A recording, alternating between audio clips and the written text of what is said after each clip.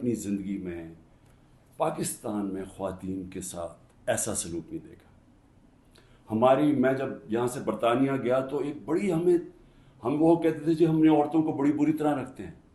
میں سمجھتا تھا کہ جو ہم عورتوں کی اس ملک میں عزت کرتے ہیں دنیا میں نہیں کی جاتی، اور میں نے دیکھا ہے اس طرح کی عزت نہیں کی جاتی عورتوں کی، اور کیونکہ یہ ہماری صرف روایت ہی نہیں ہے، یہ ہمارا دین کا حصہ ہے۔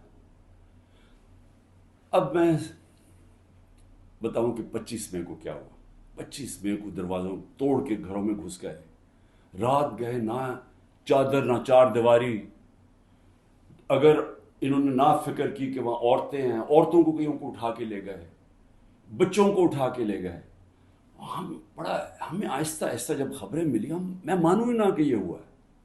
جب ہم اپنی عورتوں ایم پیز کو ملے تو آہستہ آہستہ جب ہماری عورتوں کی تنظیموں کو ملے، پھر جو اپنے ایم پیز مرد کو ملے، انہوں نے سب نے آہستہ آہستہ ایک ہی کہانی سنائی کہ پلان کر کے یہ کیا گیا تھا خوف پھیلانے کے لیے، اور انہوں نے زبردستی بدتمیزی کی، یعنی ایک پلان کر کے کہ دہشت پھیلے۔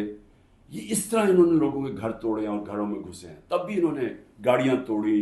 ڈاکٹر یاسمین کی تصویر ہے، وہ گاڑی میں بیٹھی ہے، اس کی گاڑی توڑ رہی ہے پولیس۔ تو یہ ایک پلان